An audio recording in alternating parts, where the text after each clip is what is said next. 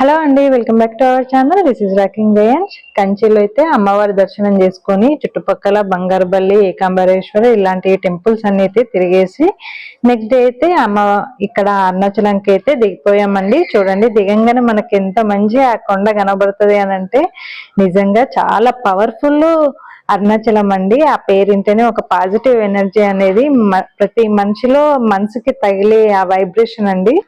అసలు ఈ అరుణాచలం అనేది ఎన్నిసార్లు వచ్చినా గానీ ఇంకా రావాలి అనిపించే క్షేత్రం అండి. నిజంగా మనము అక్కడ నుంచి వచ్చిన వెంటనే మనమే వచ్చేస్తాం, కానీ మన మనసు నిజంగా అరుణాచలంలోనే ఉండిపోతుందండి.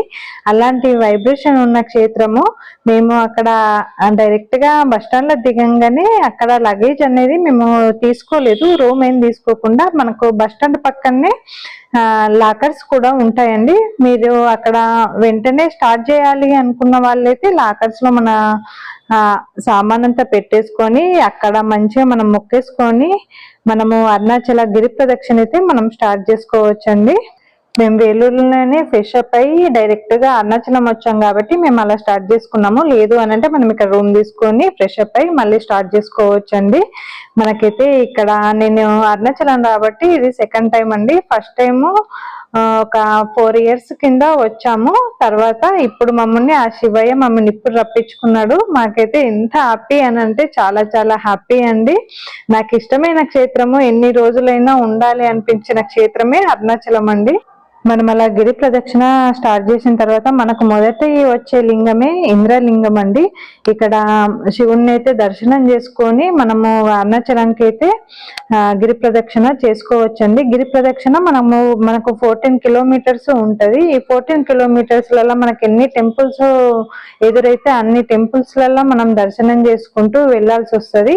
మెయిన్ వినాయకుని టెంపుల్ ఫస్ట్ మనకు స్టార్ట్ చేయగానే వినాయకుని టెంపుల్ ఉంటది. అక్కడ మనం దండం పెట్టుకొని తర్వాత వచ్చిన టెంపులే మనకు ఇంద్రలింగము వస్తుందండి. ఇక్కడ వాళ్ళు ఎక్కడికి వెళ్ళినా ఇలాంటి మ్యాప్ ఒకటి మనకు చూపిస్తూ ఉంటారు, అక్కడక్కడ పెట్టి అలా ఉంటదండి.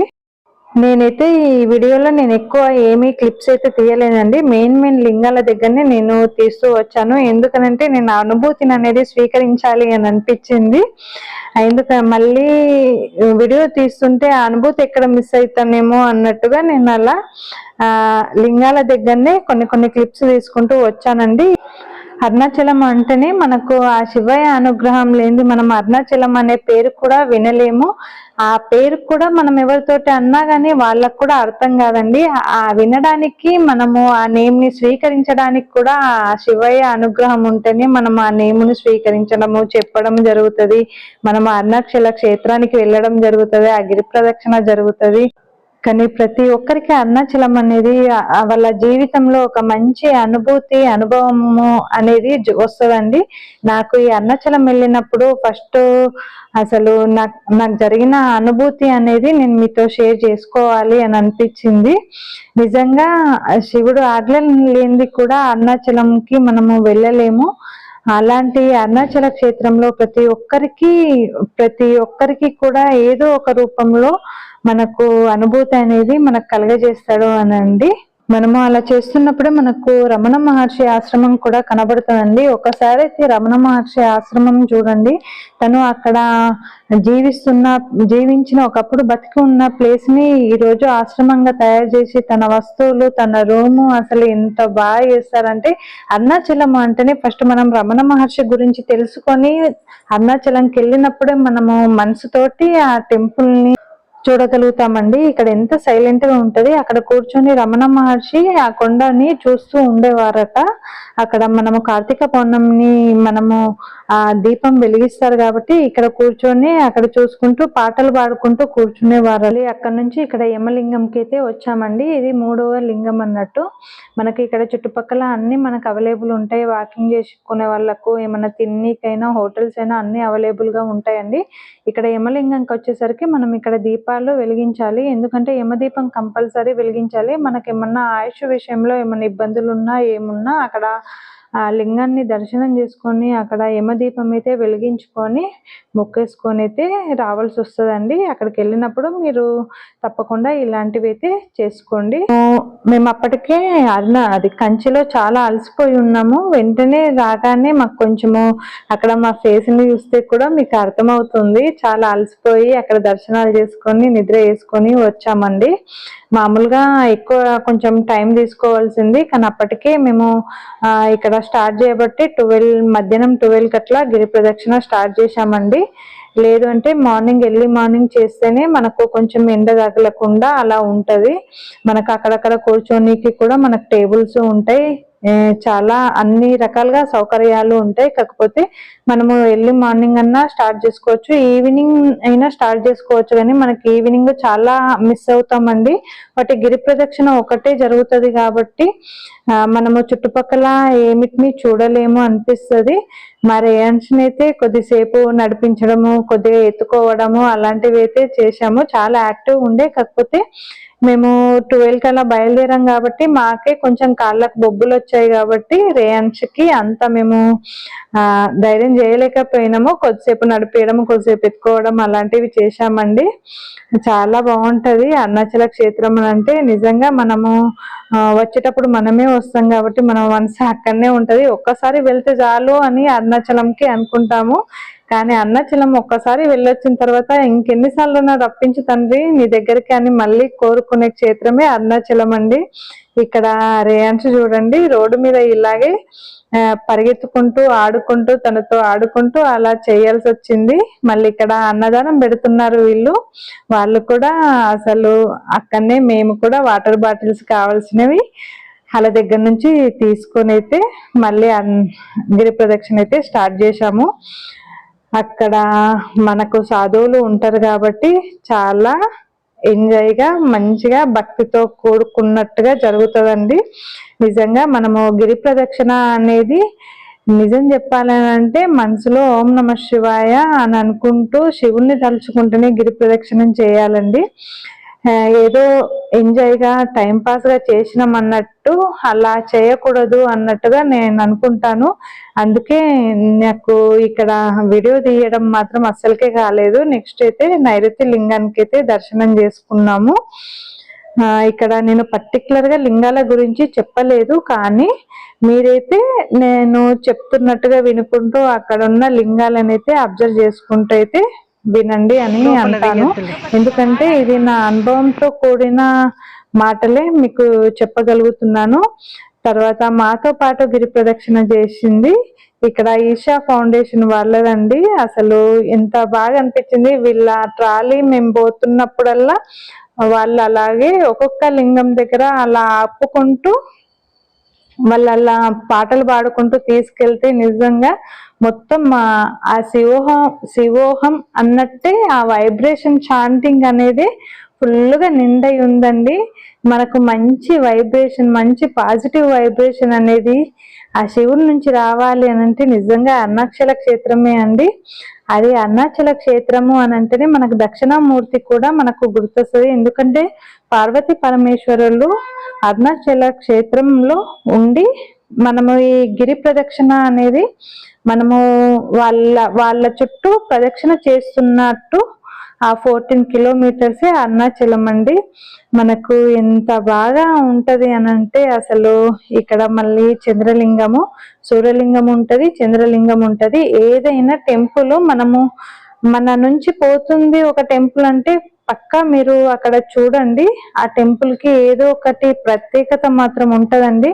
ప్రతి టెంపుల్ కి ఒకటి క్లారిటీగా ఒక కథ అయినా దాని స్టోరీ అయినా పర్టికులర్ గా ఉంటది.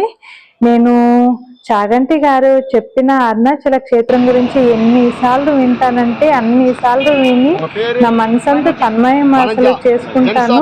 అంత నాకు ఇష్టమైన ప్లేసు.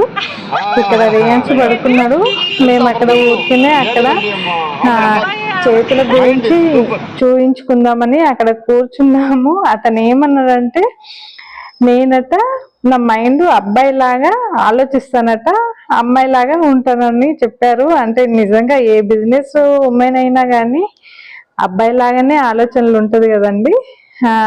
అలా మనము ఒక అమ్మాయి మార్కెట్లో బిజినెస్ చేస్తుంది అని అంటే అబ్బాయిలకు ఈక్వలే కదా ఆ థాట్ అనేది. బహుశా నన్ను చూడంగానే అతను క్యాచ్ చేసిండేమో అని అనుకున్నాను. తర్వాత కుబేరలింగము. ఈ కుబేరలింగంకి వచ్చేసరికి మనకు ఆల్మోస్ట్ మనకు అలసిపోయి ఉంటాము. అక్కడ ఆ కుబేరలింగాన్ని అయితే దర్శనం చేసుకొని మళ్ళీ అన్ని తొందరగా వస్తాయండి. ఇక్కడ మనకి క్లియర్ గా ఎంత బాగా కనబడుతుంది అంటే అరుణాచలం కొండ అనేది చాలా బాగా కనబడుతుంది. అక్కడ కొద్దిసేపు ఆ కొండను చూసుకొని అయితే మేము అక్కడ నుంచి బయలుదేరాము. మళ్ళీ మీరు అరుణాచలంకి వెళ్ళినప్పుడు ఈ ద్వారం అనేది మీరు అస్సలు మిస్ కావద్దండి. ఇది మనకు మోక్ష ద్వారం అంటారు. ఇక్కడ ఏం టెంపుల్ ఉండదు, జస్ట్ ఇక్కడ ఇలా గుడిలాగా ఉంటది. అసలు మనం పడమేమో అక్కడ నుంచి వెళ్ళమేమో అని చాలా మంది అనుకుంటారు. అస్సలకి కాదండి, నిజంగా చెప్తున్నాను. మా ఆయన కూడా ఫస్ట్ నేను రాలేను అని వెళ్ళిండు. తర్వాత కొద్దిసేపటికి తను కూడా వచ్చిండు. రేయాన్స్ని కూడా అలా పంపిద్దామని అనుకున్నాము, కానీ అక్కడ లాలీపాప్ అలాంటివి వేసి ఇటు పంపిద్దాం అనుకున్నాము, కానీ తను భయపడ్డాడు. అసలు ఎంత బాగుంటది అని అంటే నిజంగా ఆ లోపల ఏదో వైబ్రేషన్ లాగా ఉన్నట్టే అనిపిస్తుందండి. మనకు తెలియకుండానే అది మనము అక్కడ నుంచి జారిపోయినట్టుగానే అనిపిస్తుంది. అది అనుభవిస్తే కానీ తెలియదు అనిపించింది. అలా నేను వచ్చిన తర్వాత మా సార్ని అయితే వెళ్ళమని చెప్పాను. ఇంతకంటే బరువున్న వాళ్ళు కూడా, ఎంతో లావున్న వాళ్ళు కూడా అందులో నుంచి వచ్చారండి. మనకి ఏమన్నా ఒళ్ళు నొప్పులు, ఆరోగ్య సమస్యలు ఏమన్నా ఉన్నా కానీ ఈ మోక్ష ద్వారం నుంచి మనం వెళ్ళినా మనకు ఆ ఒళ్ళు నొప్పులు అనేది నయమవుతాయండి. ఒక్కసారి అయితే మీరు అరుణాచల క్షేత్రంకి వెళ్ళినప్పుడు మిస్ అయిన వాళ్ళైతే ఉంటే గనక ఆటో వాళ్ళనైనా అడిగి తెలుసుకొని ఈ మోక్ష ద్వారం వరకైతే వెళ్ళండి. మళ్ళీ ఇంకొకటి, మనకు మోకాళ్ళ నొప్పులు అలాంటివి ఏమన్నా నొప్పులు ఉన్నా కానీ గిరి ప్రదక్షిణ చేస్తే ఆ నొప్పులన్నీ పోతాయి అంటారు.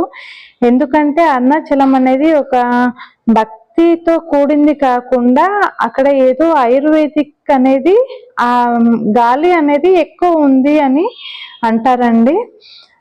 అక్కడనైతే మేము ఆ మోక్ష ద్వారం గుండా వెళ్ళేసి లాస్ట్ మాది ఇది ఈశాన్య లింగం అన్నట్టు, ఇది లాస్ట్ మనకు. ఇది అయిపోయిన తర్వాత మళ్ళీ మనము అరుణాచలం టెంపుల్ దగ్గరికే వెళ్ళిపోతాము. ఇక్కడికి వచ్చేసరికి మేము ఫుల్గా అలసిపోయాము అసలు. ఎందుకంటే మాకు అప్పటికే 5 అయింది. మళ్ళీ సాయంత్రం దర్శనానికి కూడా వెళ్ళాలి అన్నట్టు వెంటనే గిరి ప్రదక్షిణ అయిపోయిన తర్వాత వెంటనే మేము టెంపుల్కి వెళ్ళామండి. అసలు నేనెందుకు, నా అనుభవం ఎందుకు చెప్పలేదు అని అనుకుంటున్నారా? ఇప్పుడు చెప్తానండి. ఎందుకంటే మనసులో ఉన్న మాటలన్నీ అసలు ఏది ముందు చెప్పాలి ఏది ముందు చెప్పొద్దు అనేది కాకుండా అసలు మినిమము కామా అనేది కూడా తీసుకోకుండా చెప్తూనే ఉంటున్నాను. ఇంతవరకు అసలు ఆగలేదు, అందుకే మర్చిపోయాను.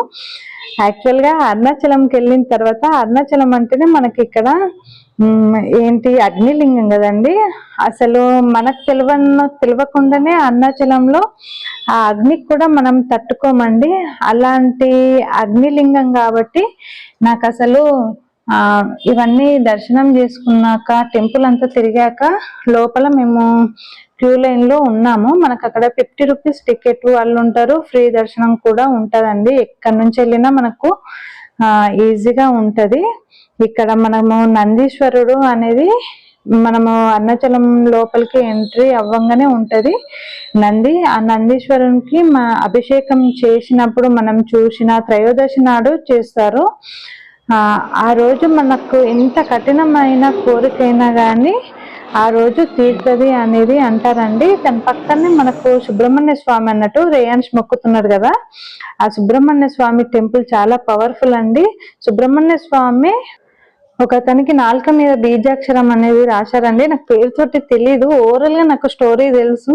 ఇక్కడ 1000 స్తంభాలు కలిగిన మండపం అండి. అసలు ప్రతి ఒక్క మండపానికి ఒక్క ఇది ఉన్నది అనుకోండి, దానికి కూడా ఏదో ఒక కారణం, ఏదో ఒక చరిత్ర ఉంది. నేను అన్ని చెప్పలేకపోవచ్చు, ఎందుకంటే నాకు అన్ని లోపల అంతరాత్మకు మనసులో తెలుసు, కానీ అది ఎక్స్ప్లెయిన్ చేయడం అనేది అందరికీ అది రాదు కదా. అక్కడ కోనేరు ఉంటది, కోనేరుకి సంబంధించిన చరిత్ర కూడా ఉంది. మళ్ళీ మెయిన్ అక్కడ ఏంటంటే ఇక్కడ కళ్యాణ మండపం ఉంటుందండి అరుణాచలంలో. అక్కడ మన భార్యాభర్తల మధ్య ఏదైనా దాపరికాలు ఉన్నా, ఏదైనా గొడవలు ఉన్నా, ఒకవేళ ఆరోగ్య సమస్యలు తోటి భార్యాభర్తలు ఎదుర్కొంటున్నా, అలాంటిది ఏమన్నా ఉన్నా కానీ ఆ మండపంలో కొద్దిసేపన్నా మీరు కూర్చొని రండి. ఎందుకంటే అక్కడ భార్యాభర్తల మధ్య అన్యోన్యత అనేది ఆ మండపం ద్వారా కూడా మనకు ఆ వైబ్రేషన్ అనేది వస్తుందండి. అందుకే ప్రతిదీ అరుణాచలంకి వెళ్తే మాకు 2 కళ్ళు సరిపోవు. ఎన్ని కళ్ళు పెట్టి చూసినా ఏదో ఒకటి మిస్ అవుతూనే ఉంటాము. ఎన్ని గోపురాలు, అసలు ఎంత బాగుంటది. అసలు ఏం చెప్పాలి, ఏం చెప్పరాదు. ఎన్నిసార్లు చూసినా తనివి తీరంది, ఎంత చెప్పినా తీరనిది అన్నట్టు అనిపిస్తుంది. అక్కడనైతే ఇక మేము దర్శనానికి అయితే వెళ్తున్నాము. మళ్ళీ ఇక్కడ లోపల దాని డిజైన్ అనేది అరుణాచల క్షేత్రం అనేది లోపల పెట్టారండి. కొంచెం రిపేర్ కూడా అవుతుంది. అసలు నేను అక్కడ దర్శనానికి నిలబడ్డప్పుడు ఆ అగ్ని నాకు తగిలి నాకున్న కర్మలు అనేది పోయిందో నాకు అసలు ఏం తెలియదు, కానీ ఆ అగ్నికి నేను తట్టుకోలేక కళ్ళు తిరిగి పడిపోయానండి.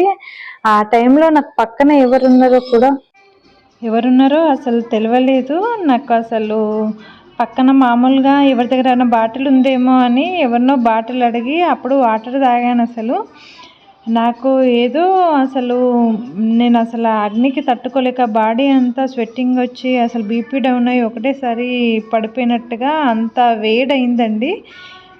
తర్వాత నేను ఇంటికి వచ్చిన తర్వాత మనం పరిశీలించుకొని ఆలోచిస్తాం కదా ఎందుకు ఇట్లా అయింది అని. అప్పుడు అనిపించింది అసలు ఇదంతా శివుడు ఆజ్ఞ ప్రకారమే అయింది. నిజంగా నాలో ఉన్న ఏమైనా చెడు కర్మలు అలాంటివి తొలగినాయేమో అన్నట్టుగా అలా అనిపించిందండి. చాలా హ్యాపీగా అనిపించింది. అప్పుడు మనల్ని ఆ టెంపుల్లో ఉంచుకోవడం కూడా మన అదృష్టం లాగానే భావించుకొని అందులో ఉండాలండి. ఎందుకంటే ఒక్కోసారి పూజలో దర్శనం కూడా లేట్ అవుతుండొచ్చు.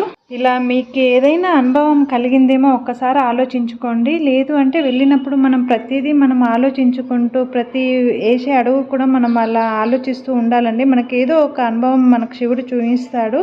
ఓకే అండి, ఎంత చెప్పినా అరుణాచలం గురించి తక్కువే. ఓకే అండి, ఈ వీడియో నచ్చితే లైక్ చేయండి, షేర్ చేయండి, ఛానల్ సబ్స్క్రైబ్ చేయండి. ఓకే అండి, బాయ్.